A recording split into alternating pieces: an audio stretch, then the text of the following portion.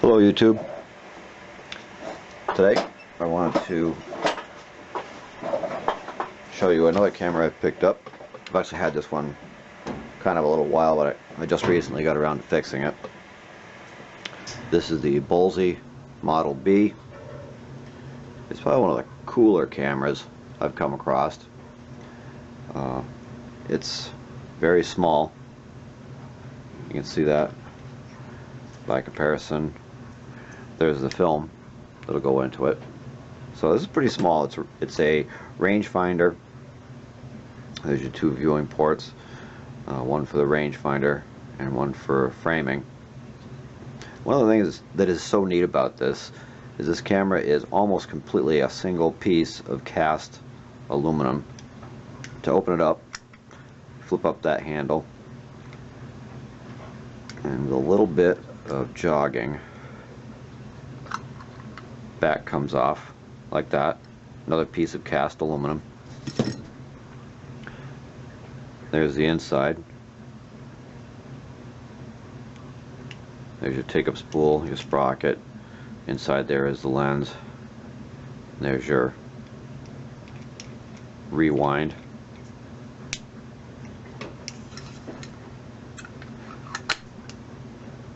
And to lock it up, once everything's aligned, you flip that back down. There's not much to say about it except for how neat this camera is. This was made in, I forget if it was the late 40s or early 50s, late 40s I think. It's very cool.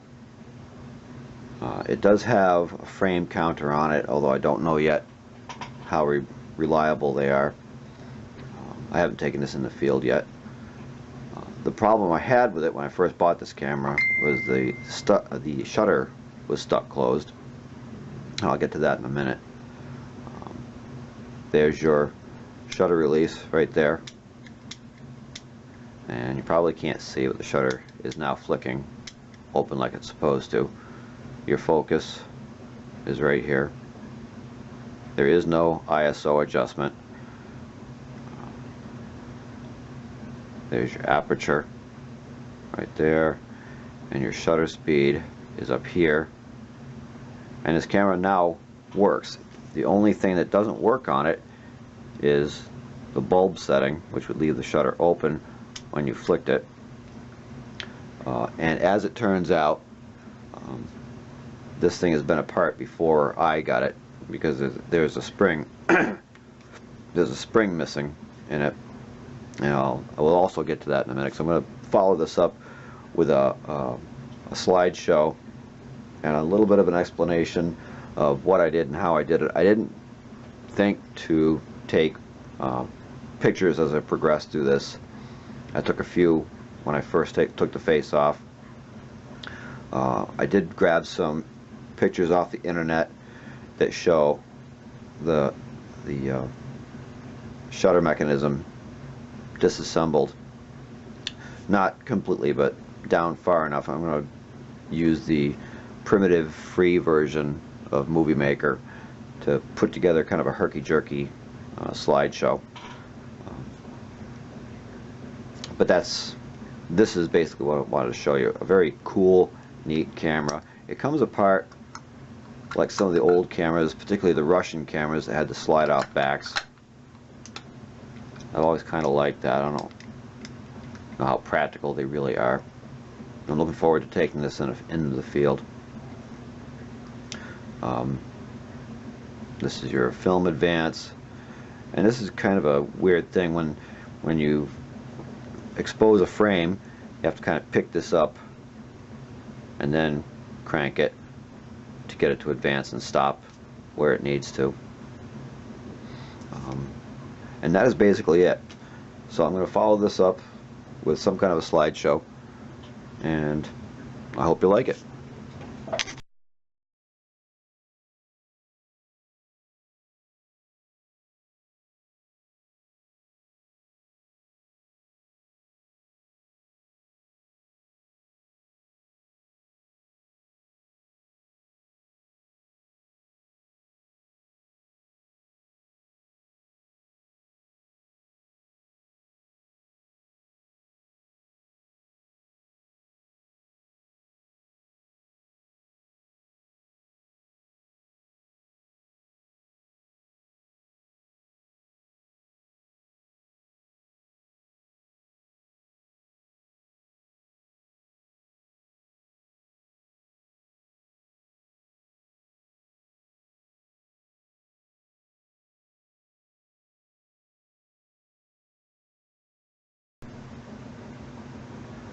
Okay, so if you've gotten this far, I'm going to give you a little bit of my insight from when I had to do this. I'm going to go a little bit abstract here because I don't have any pics of what I actually did. Once you've got the shutter mechanism off of the camera, these three holes in the center are what you're going to be taking the screws out of. You're going to find, hopefully, that there are shutter blades in place. This is an abstract shutter blade, and you'll see it's very abstract shape with two holes. When you're looking at the body of the camera with the shutter mechanism removed, you're going to see two holes, and two holes, and it was the inner three holes is what you took the three screws out of. Now when I took mine apart, I lifted the shutter mechanism up off the body of the camera.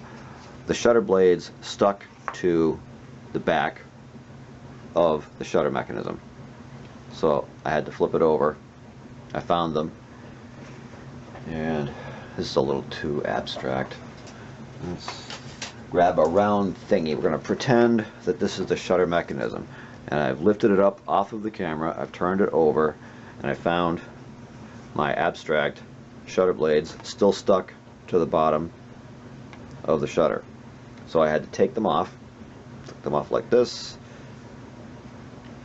and then turn them over, and then laid them back down, so I knew that I had my orientation proper.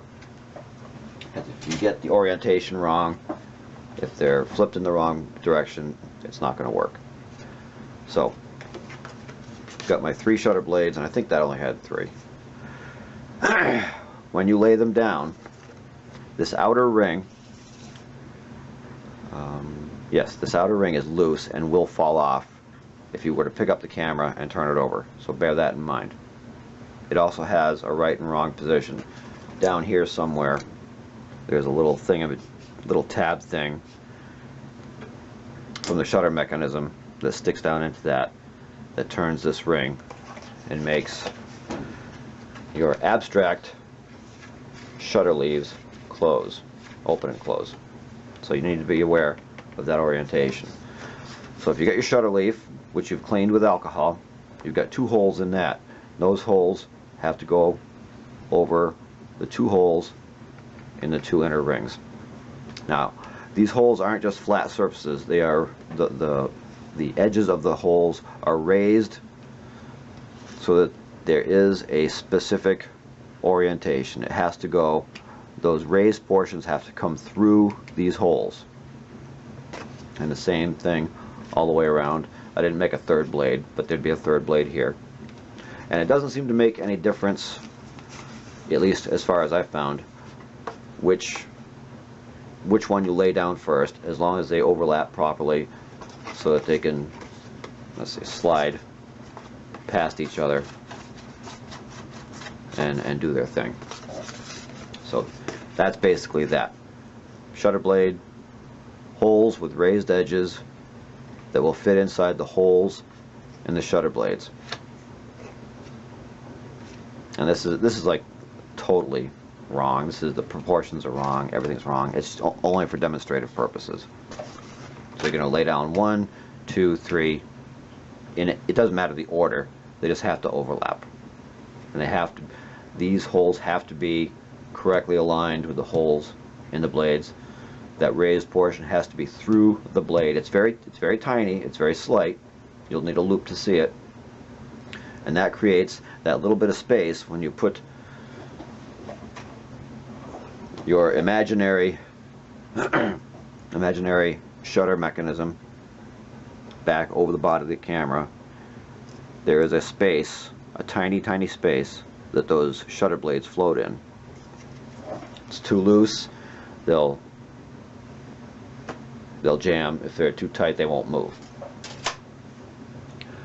So that was all I wanted to show you with this, because I don't have a pic of it.